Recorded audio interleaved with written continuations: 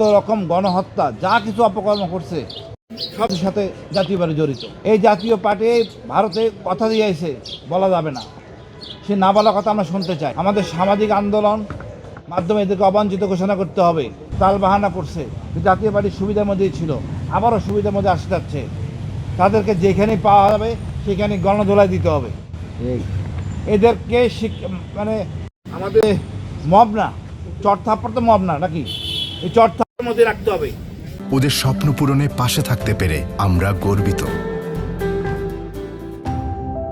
আমরা মনে করি আপনারা সবাই আছেন ভাই, এই ফ্যাসিস্ট সহযোগীকে আমরা প্রশ্রয় দেব না। ভারত আবার দেখে বসুক, এটা কোনোভাবে কাম্য না। ভারতের সাথে চোখে চোখ রেখে কথা বলবো। ডক্টর ইউনূস সরকার অনেক কিছু করতে পারেন নাই, বাট একটা জিনিস করছেন, ভারতকে শিক্ষা দেওয়ার জন্য যতটুকু দরকার ইনশাল্লাহ দিয়েছেন, ইনশাল্লাহ আরও দিবেন। এটা আমাদের রাজনীতিতে করতে পারে নাই, ব্যর্থতা আমাদের। 54 বছর আমরা সাফার করছি, যা ইচ্ছে তাই ভারত করে গেছে, শহীদ জিয়ার অংশ ছাড়া। কিন্তু এই যা ডক্টর ইউনূস রাজনীতিবিদ না, তারপর যা দেখাইছেন ভারতের সাথে, আমি স্যালুট। তার মনে করি এইখানে এসে উনি একটু হস্তক্ষেপ করবেন।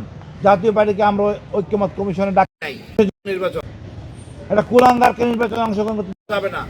আমি প্রধান বিচারপতির হস্তক্ষেপ কামনা করছি।